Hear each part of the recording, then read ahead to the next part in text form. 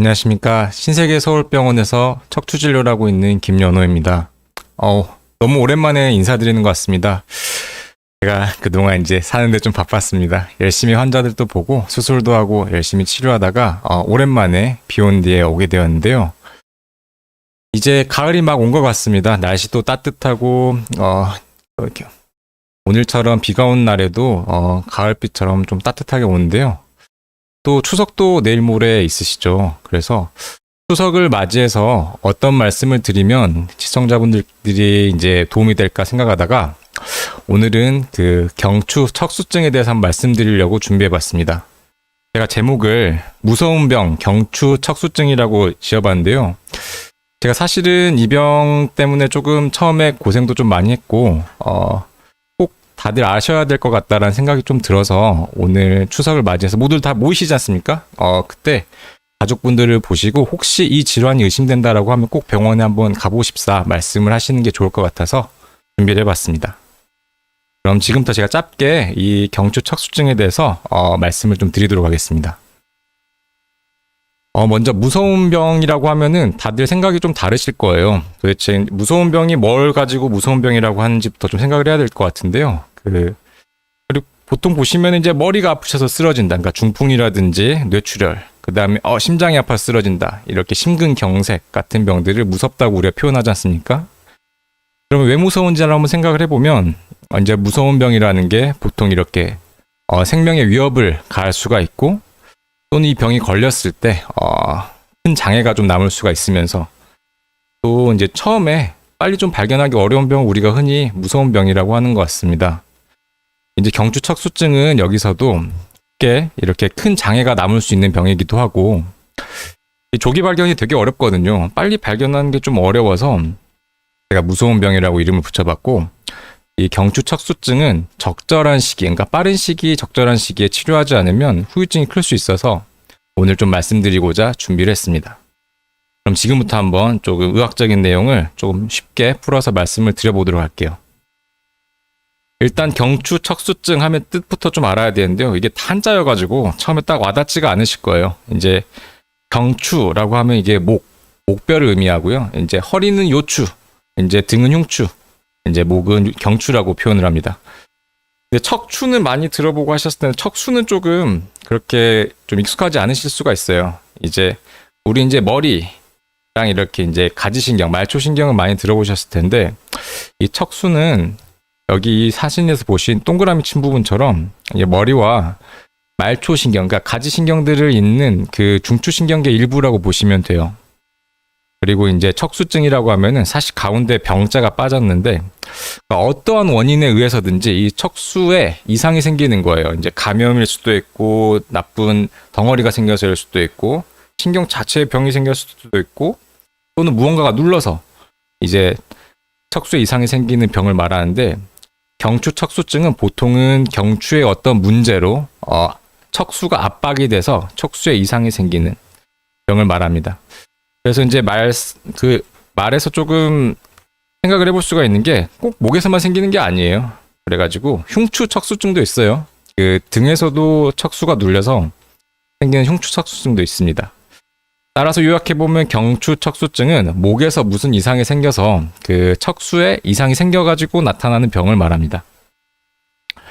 그러면 이제 경추 척수증의 원인을 한번 좀 먼저 생각을 해볼 수가 있는데 경추 척수증은 보통 이렇게 나이가 드시면서 이렇게 디스크가 조금 튀어나오고 뒤에서 인대가 두꺼워져가지고 앞뒤로 신경을 누르는 퇴행성 변화일 때가 제일 흔하고요. 조금 드문 병인데 그 후종인대라고 하는 인대가 있는데 인대가 자꾸 뼈로 변하는 사람들이 있어요. 이게 아직도 원인을 잘 모르는데 동양 남자들한테 많아요.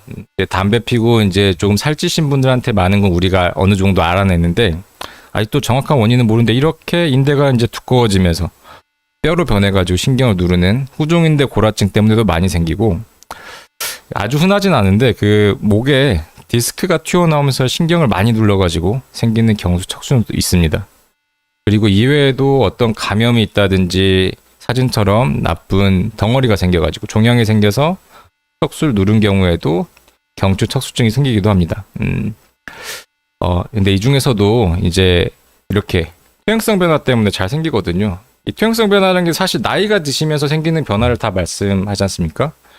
그래서 이제 나이가 들다 보면은 이제 이렇게 목에도 나쁜 변화들이 오고 이게 이제 슬금슬금 신경을 누르다가 이제 증상들이 생기시는 거예요.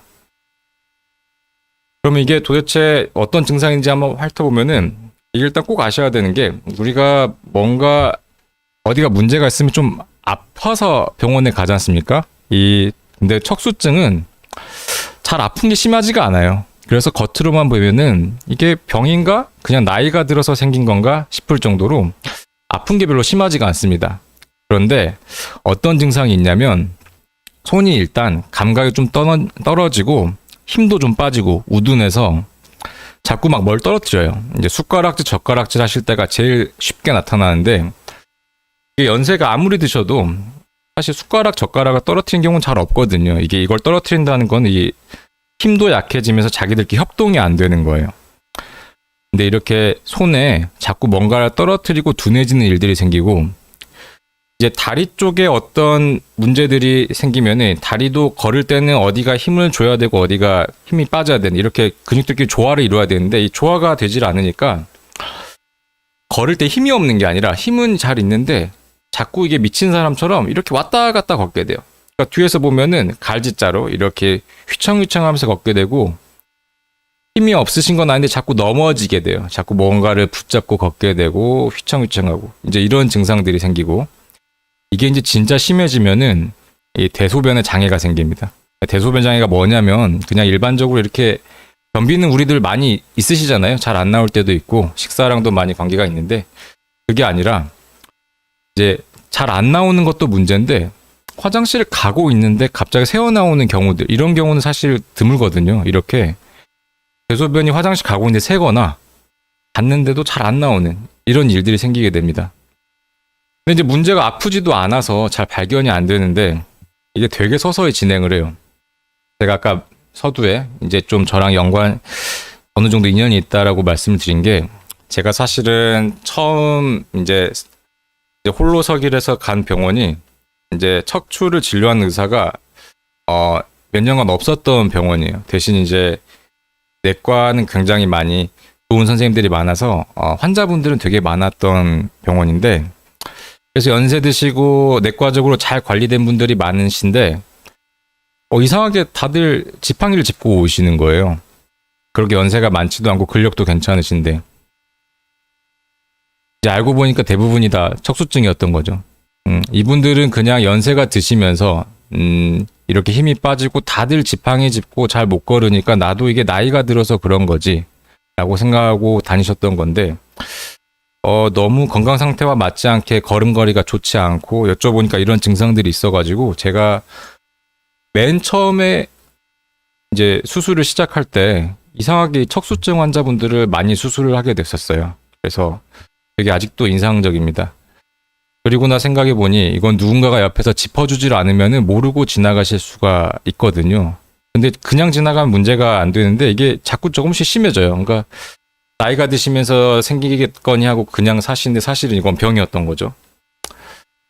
또 이제 문제가 이렇게 제가 흔한 증상들만 말씀드렸는데 증상이 되게 일반적이지 않은 경우도 많아요. 뭐 이렇게 발바닥에 무슨 모래알이 있는다든지 걸을 때 발바닥이 저리졌는지 뭐 종아리가 터질 것 같다든지 잠을 자기만 하면은 이 불편해서 다리가 못 잔다든지 그래가지고 이제 몇 년씩 신경과에서 이제 하지불안증 약 드시고 그냥 그렇게 사시는데 나중에 보면 척수증의 증상이었던 거죠. 그래서 이 경추 척수증이 사실 의심하고 보지 않으면 잘 알 수가 없어가지고 진단이 되게 늦어요. 근데 제가 나중에 또 말씀드리겠지만 이 병은 진단이 늦으면 안 되거든요. 후유증이 남아요. 그래서 빨리 발견해서 빨리 치료해야 되는 병이라서 오늘 꼭 소개를 드린 거고 꼭 추석 때 그 가족분들 보시고 꼭 확인을 하시는 게 좋아서 말씀을 드리는 겁니다. 그래서 이제 진단은 그 의사가 이걸 전문으로 하는 의사가 이렇게 이제 좀 언제부터 심해진 문진 여쭤보고 신체 검진이 되게 중요하거든요. 이 척수증이 있을 때 나타나는 우리 몸에 반사들이 있어요. 예를 들어서 이제 팔꿈치를 치면 팔꿈치가 통 하고 올라와야 되는데 이게 막 항진이 돼 있어요. 엄청나게 튀고 이런 반사들이 있는데 이 반사들 꼭 봐야 되고 이제 근력이라든지 감각이 얼만큼 빠졌는지도 확인을 해야 됩니다.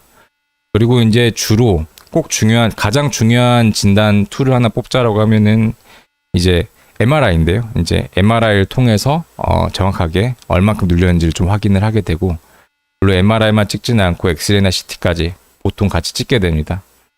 또 이게 척수증 같은데 뭔가 MRI에서 뚜렷하지가 않을 때 이제 근전도라는 검사를 통해 가지고 근전도 상에서 신경 자체나 근육 자체에 어떤 변화가 있으면은 이게 좀 진단이 되거든요. 그리고 MMO 할 때는 근전도 검사도 굉장히 많이 하게 됩니다.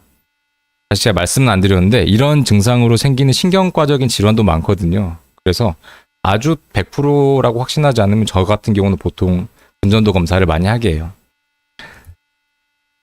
근데 이게 이제 제일 중요한데 척수증은 소개해드리는 게 빠른 치료가 중요해요.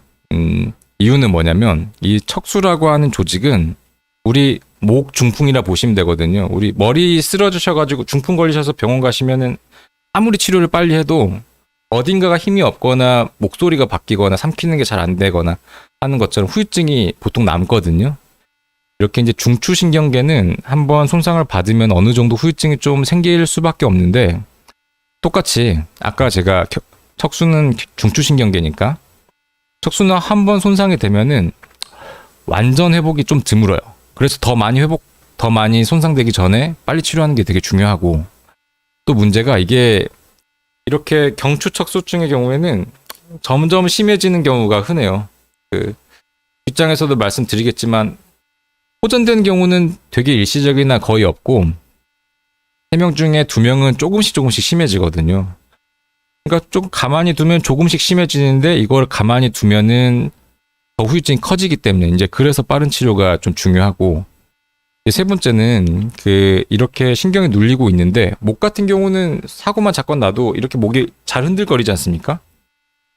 그래서 이제 대학병원에 있을 때 자주 보는 게 이 기저에 이렇게 어느 정도 척수증이 있던 분들이 모르고 계시다가 별거 아닌 충격에 갑자기 화장실에서 넘어지면서 목이 꺾였다. 자전거를 타고 가다가 넘어졌다. 같은 동작만 같은 가벼운 손상인데도 갑자기 이제 사지마비가 오거나 하지마비가 와가지고 병원에 오시거든요. 이렇게 가벼운 외상에도 이렇게 크게 마비가 올 수가 있어요. 그래서 이제 이 병은 꼭 빨리 진단하고 빠르게 치료하는 게 이제 후유증을 줄일 수가 있어가지고 이게 굉장히 중요해서 오늘 소개시켜 드리는 거예요. 그러면 도대체 치료를 어떻게 하냐 좀 살펴봤더니, 치료에 대해서는 아주 여러 의사들이, 전 세계 모든 의사들이 어떻게 치료하면 좋을까 하고 막 여러 가지 연구를 해봤는데 어느 정도 통용을 하는 말이 이 사진이거든요. 환자분이 3명 있다라고 하면은 뭐 가만히 두거나 이렇게 수술 외적인 치료들, 이렇게 약 먹고 주사 맞고 이렇게 쓰는 치료들을 했을 때 3분 중에 1분은 증상이 왔다 갔다 하면서 비슷하게 좀 유지가 되는데 3명 중에 2분은 조금씩 증상이 심해져요. 근데 이 말을 잘 보면은 이게 수술 외적인 치료로는 호전되는 건 아닌 거예요. 그러니까 좋아지는 경우는 없는 거거든요. 이제 그렇다 보니까 모든 의사들이 동의하는 게 이 경우에는 치료를 한다면은 수술이 필요한 경우가 대부분이다. 라고 아쉽게도 이제 수술이 제일 1번 치료로 소개해드릴 수밖에 없는 병이에요. 그러니까 좀 난감하시죠. 이게 빨리 치료해야 된다는데 치료는 또 수술밖에 없다 그러니까. 슬프게도 그렇지만 이거는 수술이 맞는 병입니다. 예. 그리고 수술을 어떻게 하는지 잠깐 소개를 시켜드리면은 이렇게 이제 목 앞쪽으로 해가지고 이게 가장 전통적인 방식이고 이상하게 들릴 수 있는데 제일 안전하고 어느 정도 정형화가 된 방식이거든요.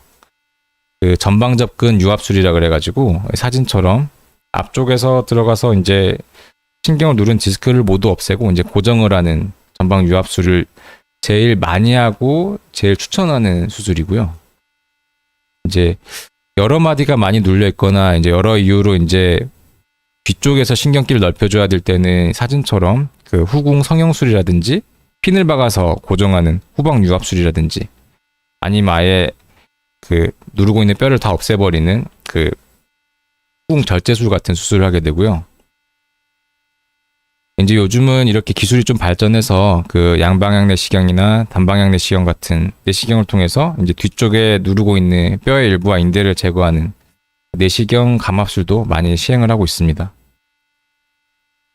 그래서 이제 요약을 해보면 그 경추 척수증은 후유증이 남을 수가 있는 이제 무서운 병이에요. 그런데 이게 조금씩 진행을 하기 때문에 빠르게 진단하고 진단과 동시에 빠르게 치료하는 게 제일 중요하고, 아쉽지만 제일 좋은 치료가 수술 외적인 치료로는 잘 되지가 않기 때문에 수술하는 게 가장 좋은 치료입니다. 지금까지는. 이게 환자분께 가장 좋으니까 이렇게 말씀을 드리는 거예요. 제 의견이 아니에요. 네.